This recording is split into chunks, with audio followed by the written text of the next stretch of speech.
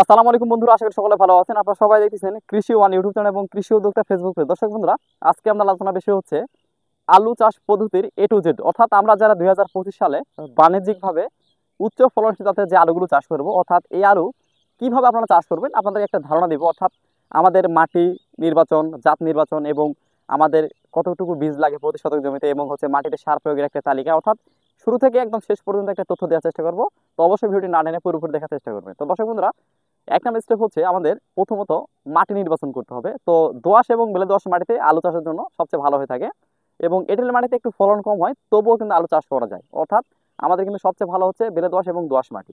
পরবর্তী স্টেপ হচ্ছে জাত নির্বাচন। এটা বাংলাদেশে এবং ইন্ডিয়াতে বিভিন্ন এলাকায় বিভিন্ন জাতের আলু চাষ করা হয়ে থাকে। তো আপনারা যে জাতগুলো চাষ করে থাকেন, আপনার অন্তত যেগুলো আলু বিক্রি করতে পারেন সেগুলো জাত অবশ্যই চাষ করবেন, আমি জাতের নাম বললাম না। দুই নম্বর স্টেপ হচ্ছে আমাদের কিন্তু হাল চাষ। অর্থাৎ আমাদের মাটি ভেদে এলাকা ভিত্তিক আমাদের মাটিতে কিন্তু পাওয়ার টিলার অথবা বড় ট্র্যাক্টর দিয়ে 2 থেকে 3টা অথবা সর্বোচ্চ 4টা পর্যন্ত চাষ দিয়ে মাটি ভালোভাবে ঝুরঝুরে করে নিয়ে মাটি সমান করে নিতে হবে। এটা আমাদের কিন্তু হাল চাষের একটা বিষয়। এবং আমাদের সবচেয়ে গুরুত্বপূর্ণ বিষয় হচ্ছে আলু চাষের জন্য, এই যে মাটিতে আমরা হাল চাষ করলাম, আমাদের কিন্তু শেষ চাষের সময় মাটিতে কিন্তু আলুর একটা সার প্রয়োগের একটা তালিকা আছে। অর্থাৎ আমাদের সর্বোচ্চ ফলন নিশ্চিত করতে গেলে কিন্তু আমাদের মাটিতে সুষম সার প্রয়োগ করতে হবে। অর্থাৎ একটি গাছের সঠিক বৃদ্ধি এবং বিকাশের জন্য কিন্তু 17টি উপাদান বিশেষভাবে গুরুত্বপূর্ণ। তার মধ্যে কিন্তু অবশ্যই আমাদের মাটিতে সার প্রয়োগ করতে হবে। তাহলে এখন আমাদের মূল কথা হচ্ছে মাটিতে যে সারগুলো প্রয়োগ করব, মাটি প্রস্তুতের সময় অর্থাৎ প্রতি শতক জমিতে আমি একটা লিস্ট করে দিচ্ছি। সেটি হচ্ছে আমাদের বাড়িতে রাখা জৈব সার অথবা গরুর গোবর অথবা হাঁস মুরগির বীজটা প্রতি শতকে 40 কেজি। এবং আপনারা যদি 40 কেজি জৈব সার না দিয়ে থাকেন, আপনারা যে প্যাকেটের জৈব সার যেগুলো ব্যবহার করেন অনেকে, এগুলো প্রতি শতকে 3 কেজি করে প্রয়োগ করতে হবে। এটা একদম বাধ্যতামূলক। আচ্ছা, পরবর্তী স্টেপ হচ্ছে আমাদের সরিষার খৈল। অর্থাৎ আমাদের যে সরিষার খৈল পাওয়া যায়, অবশ্যই কিন্তু আমাদের সরিষার খৈল প্রতি শতক জমিতে আমাদের কিন্তু 500 গ্রাম করে দিতে হবে। অর্থাৎ আমাদের কিন্তু সরিষার খৈল একটা উৎকৃষ্ট মানের জৈব সার। এটা দিলে আমাদের আলুর ফলন ভালো হবে, মাটির গুণগত মান ভালো থাকবে। এটা সবসময় মাথায় রাখবেন। সরিষার খৈল আমাদের প্রতি শতকে 500 গ্রাম করে অবশ্যই কিন্তু প্রয়োগ করতে হবে।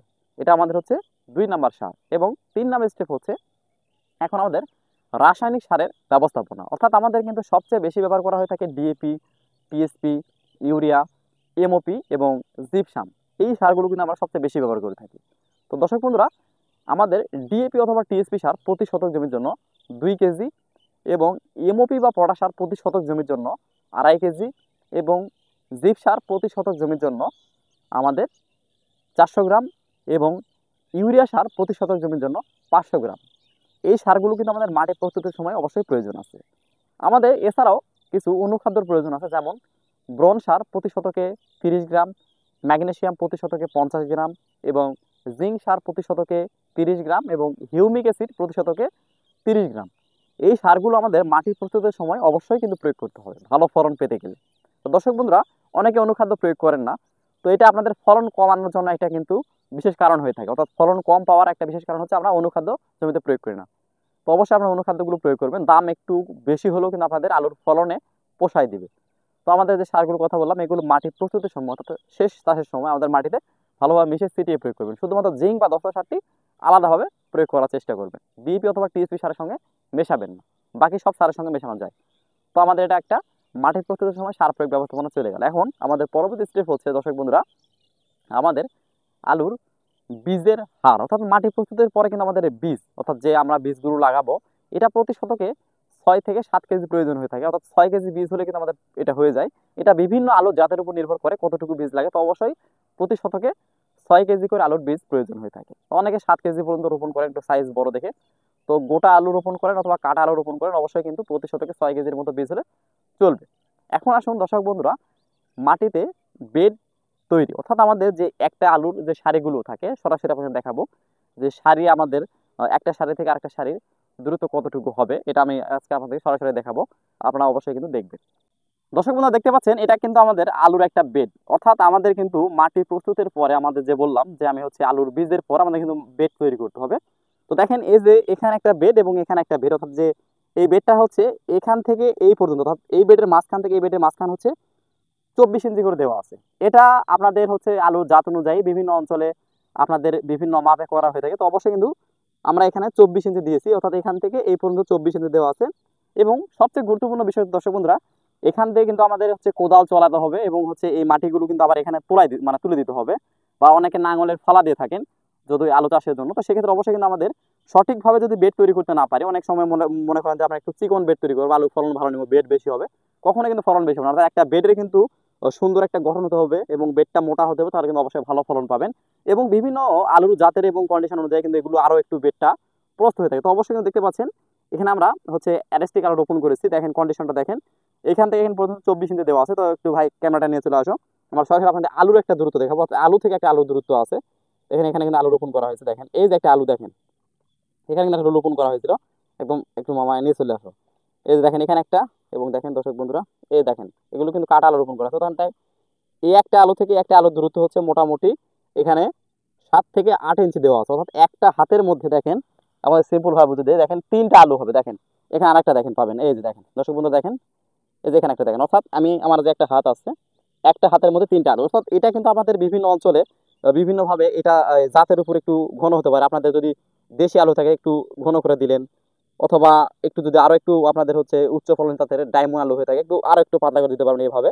তবে এটা আপনাদের হচ্ছে আলু যদি গোটা রোপণ করেন, গোটা রোপণ করে একটু পাতলা করে লাগানোর সমস্যা নেই। তবে কাটা আলু তো একটু এরকম আমাদের হচ্ছে 7 থেকে 8 ইঞ্চি দূরত্ব যদি রোপণ করা হয়ে থাকে, তাহলে মূলত দর্শক বন্ধুরা একটা ভালো ফলন পাবেন। তো এটা একটা সঠিক পদ্ধতি, অবশ্যই কিন্তু আপনাদেরকে জানানোর চেষ্টা করলাম। তো দর্শক বন্ধুরা আমাদের কিন্তু আমরা হাল চাষ, মাটি প্রস্তুত, বীজের হার, বেড তৈরি সবকিছু জানলাম। এখন হচ্ছে আমাদের এখন সেচ পদ্ধতি, অর্থাৎ আমাদের কিন্তু এগুলোর পরে কিন্তু আমাদের আলুতে রোপণের পর যদি মাটিতে রস না থাকে, তাহলে কিন্তু 5 থেকে 7 দিনের মধ্যে একটা সেচ প্রদান করতে হয়, অথবা 10 দিনের মধ্যে অবশ্যই কিন্তু একটা সেচ প্রদান করতে হবে ভালো ফলনের জন্য। এটা এলাকা ভিত্তিক বিভিন্ন অঞ্চলে কিন্তু 4 থেকে 5টা পর্যন্ত সেচ প্রদান করতে হয়, অথবা অনেক অঞ্চলে 2টা করলেও যথেষ্ট।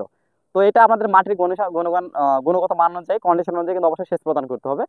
তো 4 থেকে 5টা অথবা 2 থেকে 3টা সেচ অবশ্যই কিন্তু প্রদান করতে হবে। আচ্ছা, পরবর্তী স্টেপ হচ্ছে দর্শক বন্ধুরা, আমরা যখন গাছগুলো উঠতে শুরু করবে, অর্থাৎ দেখবেন যে আমাদের আলু গাছ কিন্তু 15 দিনের মধ্যে উঠতে শুরু করেছে, অর্থাৎ 14 থেকে 15 দিনের মধ্যে আমাদের আলু অঙ্কুরোদ্গমন একদম হয়ে অলরেডি মাটি থেকে বের হয়ে আসে, এটা জাত ভেদে। তো এখন আমাদের মূল কথা হচ্ছে যে আমাদের আলু গাছের বয়স যখন 20 থেকে 25 দিন, অনেকে 30 দিন হয়ে যায়, তো জাত ভেদে, তখন আমরা মাটি যখন আবার নতুন করে কোপানোর পরে নতুন করে বেডে মাটি তুলে দিই, অর্থাৎ আমাদের হচ্ছে আলু খাজানো বলা হয়, বা আলু বেঁধে দেওয়া যেটাকে বলা হয়। তো এইটা একটা উপযুক্ত সময়, এবং এই সময় কিন্তু আমাদের একটা সার প্রয়োগের তালিকা আছে। অর্থাৎ সঠিক সময় সঠিকভাবে সার প্রয়োগ করতে না পারলে কখনো কিন্তু আলুর ভালো ফলন পাবেন না। তো এই সময়টাতে এসে আমাদের হচ্ছে মাটিতে যে সারগুলো প্রয়োগ করতে হবে, সেটা হচ্ছে ইউরিয়া সার প্রতি শতকে 1 কেজি, ডিএপি সার প্রতি শতকে 1 কেজি, এবং সালফার প্রতি শতকে 30 গ্রাম। তো এই সারগুলোর সাথে আমরা যে ল্যামডা সায়ালোদিন গ্রুপের কীটনাশক অথবা 55 এসি গ্রুপের যে কোনো কীটনাশক অবশ্যই কিন্তু মিশিয়ে মাটিতে প্রয়োগ করবে, কারণ আমাদের আলুতে কিছু কাটই পোকার আক্রমণ হয়ে থাকে। তো এগুলো হবে না, এটা প্রতি শতকে প্রতি বিঘাতে আমাদের কিন্তু 100 মিলি অথবা আমাদের 200 মিলি পর্যন্ত কীটনাশক লাগে, এটা আমাদের জাত অনুযায়ী। তো এবং হচ্ছে মাটির কন্ডিশন অনুযায়ী যদি পোকার আক্রমণটা বেশি হয়ে থাকে, অবশ্যই আপনার 300 মিলি পর্যন্ত দিতে পারবেন। অর্থাৎ প্রতি 33 শতক জমিতে 100 থেকে 300 মিলি ওষুধ আমরা এই সারগুলোর সঙ্গে মিশিয়ে প্রতি শতকে আমরা আলুর গাছের বয়স যখন 25 থেকে 30 দিন হয়ে যাবে, অথবা 20 দিন, যার যেরকম কন্ডিশন হয়ে যাবে, তো সেরকম সময় অবশ্যই মাটিতে ছিটিয়ে প্রয়োগ করে আবার নতুন করে কোপায় আবার অবশ্যই কিন্তু আমরা মাটিগুলো বেঁধে দিয়ে আবার একটা সেচ প্রদান করবো। তো এভাবেই কন্টিনিউ আমাদের আলু চাষ করতে হয়। তো দর্শক বন্ধুরা, এগুলোর পরে কিন্তু আমাদের মাঠে সেচ দেওয়ার পরে আলু গাছগুলো যখন সুন্দর করে বিস্তার করে লাভ করবে, তখন আসুন আমাদের হচ্ছে ছত্রাকনাশক স্প্রের একটা নিয়ম। অর্থাৎ আমাদের আলুতে কিন্তু পোকার আক্রমণ হয় না, তো সেক্ষেত্রে কীটনাশকের প্রয়োজন হয় না, একবার আমরা মাটিতে যেটা দিলাম ওটাই। তো এখন আমাদের ছত্রাকনাশক স্প্রে একটা শিডিউল, অর্থাৎ আমাদের মাটিতে যে ছত্রাকনাশকগুলো দিতে হবে গাছগুলো সুস্থ রাখতে, সেটি হচ্ছে আমাদের আলু গাছে রোগ আক্রমণ করুক বা না করুক, আমাদের আলুর কিন্তু সর্বপ্রধান একটি রোগ হচ্ছে ক্ষতিকারক লেড ব্লাইট বা নাভি ধসা।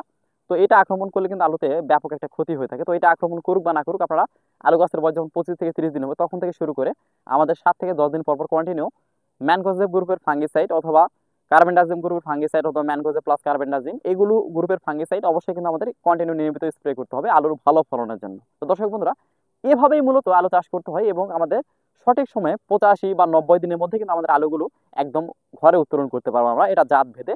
তো অবশ্যই দর্শক বন্ধুরা, এইভাবে আলু চাষ করলে সর্বোচ্চ ফলন ঘরে তুলতে পারবেন। একটা জিনিস মনে রাখবেন, আলু চাষের জন্য মাটি প্রস্তুত এবং আমাদের জাত নির্বাচন এবং হচ্ছে সার প্রয়োগ ব্যবস্থাপনা, এই 3টা বিষয় কিন্তু সবচেয়ে গুরুত্বপূর্ণ। অর্থাৎ মাটিতে সুষম সার প্রয়োগ না করলে কখনো আমরা ভালো ফলন ঘরে তুলতে পারবো না। তো সারের লিস্ট করে দিছি, যে পদ্ধতিগুলো দিলাম অবশ্যই এটা মেনে চলবেন, 100% আলুর ফলন ভালো হবে। তো দর্শক বন্ধুরা, আজকে এই পর্যন্ত, দেখা হচ্ছে নতুন করে ভিডিওতে।